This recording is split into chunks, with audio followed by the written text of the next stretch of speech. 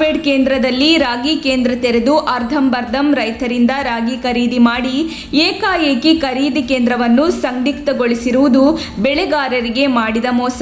ಕೂಡಲೇ ರಾಗಿ ಕೇಂದ್ರ ತೆರೆದು ಎಲ್ಲಾ ರೈತರಿಂದ, ಎಲ್ಲಾ ವರ್ಗದ ರೈತರಿಂದ ರಾಗಿಯನ್ನು ಕೊಂಡುಕೊಳ್ಳಬೇಕು, ಇಲ್ಲವಾದಲ್ಲಿ ಸರ್ಕಾರದ ವಿರುದ್ಧ ಪ್ರತಿಭಟನೆ ಹಮ್ಮಿಕೊಳ್ಳಲಾಗುವುದು ಎಂದು ಕಾಂಗ್ರೆಸ್ ಮುಖಂಡ ಕೆಟಿ ಶಾಂತಕುಮಾರ್ ಸರ್ಕಾರಕ್ಕೆ ಎಚ್ಚರಿಕೆ ನೀಡಿದರು. ನಗರದ ತಮ್ಮ ಗೃಹ ಕಚೇರಿಯಲ್ಲಿ ಕರೆದಿದ್ದ ಸುದ್ದಿಗೋಷ್ಠಿಯಲ್ಲಿ ಮಾತನಾಡಿದ ಅವರು, ಸರ್ಕಾರ ದೊಡ್ಡ ಮತ್ತು ಸಣ್ಣ ರೈತರಿಂದ ವಿಂಗಡಣೆ ಮಾಡಿ ಖರೀದಿಯಲ್ಲಿ ರೈತರಿಗೆ ಮೋಸ ಮಾಡುತ್ತಿದ್ದಾರೆ. ತುಮಕೂರು ಜಿಲ್ಲೆಯಲ್ಲಿ ರಾಗಿ ಬೆಳೆ ಹೆಚ್ಚು ಬೆಳೆಯುತ್ತಿದ್ದು, ತಿಪಟೂರು ವಾಣಿಜ್ಯ ಕೇಂದ್ರವಾಗಿ ಬೆಳೆದಿದ್ದು, ರೈತರ ಜೀವನಾಧಾರಿತ ರಾಗಿ ಬೆಳೆ ಜೀವನಾಧಾರಕ್ಕೆ ಸಹಕಾರಿಯಾಗಿದೆ.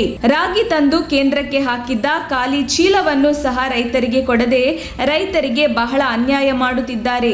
ಎಲ್ಲಾ ರೈತರಿಂದ ರಾಗಿ ಖರೀದಿ ಮಾಡಬೇಕೆಂದು ಮನವಿ ಮಾಡಿದ್ದು, ಈ ಮನವಿಗೆ ಸ್ಪಂದಿಸದೆ ಹೋದರೆ ಬೃಹತ್ ಪ್ರತಿಭಟನೆಯನ್ನು ತಿಪಟೂರಿನಲ್ಲಿ ಹಮ್ಮಿಕೊಳ್ಳಲಾಗುವುದೆಂದು ಎಚ್ಚರಿಕೆ ನೀಡಿದರು. ವರದಿ ಆನಂದ್, ತಿಪಟೂರು.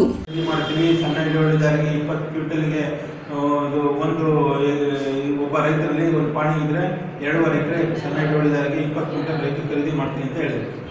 ಇವತ್ತು ಅವರಿಗೆ ನೀವು ಬಹುಶಃ ಮೊದಲ ಹಂತದಲ್ಲಿ ನೀವು ಖರೀದಿಗೆ ಅದೇನು ಎನ್ರೋಲ್ ಮಾಡೋದಕ್ಕೆ ಪ್ರಾವಿಷನ್ ಕೊಟ್ಟಿದ್ರಿ, ಅದನ್ನು ಕಟ್ ಮಾಡಿದ್ರಿ. ಅದನ್ನು ಬಹುಶಃ ನಮ್ಮ ಮಂಜುವರು ಹೇಳ್ತಾ ಇದ್ರು ಫೆಬ್ರವರಿ 1ಕ್ಕೆ ಕಟ್ ಆಗೋಯ್ತು, ಮಾರ್ಚ್ 8 ತನಕ ಇದ್ದಿತ್ತು ಅಂತ. ಅದರಲ್ಲೂ ನಮ್ಗೆ ಅವಕಾಶ ಮಾಡಿಕೊಟ್ಟಿಲ್ಲ.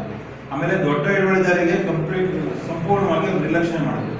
ಇವತ್ತು ಅವರು ಒಂದು ದೊಡ್ಡ ಮಟ್ಟದಲ್ಲಿ ಅವರು ಪ್ರತಿಭಟನೆ ಮಾಡಬೇಕು ಅಂತ ಹಲವಾರು ಬಾರಿ ನಮ್ಗೆ ಹೇಳ್ಕೊಂಡು, ದೊಡ್ಡ ಹಿಡುವಳಿದಾರ ತುಂಬ ಸಮಸ್ಯೆಲಿದ್ದೀವಿ, ನಾವು ಏನು ಶ್ರೀಮಂತರಲ್ಲ, ಇಲ್ಲಿ ನಾವು ಬೆಳೆ ಬೆಳೆದು ಇಟ್ಕೊಂಡಿದ್ದೀವಿ, ನಾವು ನಾವು ಇವತ್ತೆಲ್ಲೂ ಸೇಲೆ ಮಾಡೋಕ್ಕಾಗ್ತಾ ಇಲ್ಲ ಅಂತ ಪರಿಸ್ಥಿತಿನ ನಾವು ರಾಗಿನ ನಂಬ್ಕೊಂಡಿದ್ದೀವಿ, ನಮಗೂ ತಗೊಳೋದಕ್ಕೆ ಅವಕಾಶ ಮಾಡಿಕೊಡ್ಬೇಕು ಅಂತ ಇದರಲ್ಲಿ ಸೆಷನ್ ಎಲ್ಲ ಗಲಾಟೆ ಆಯಿತು. ಆದ್ರೂ ಸರ್ಕಾರ ಮುಂದೆ ಬರಲಿಲ್ಲ.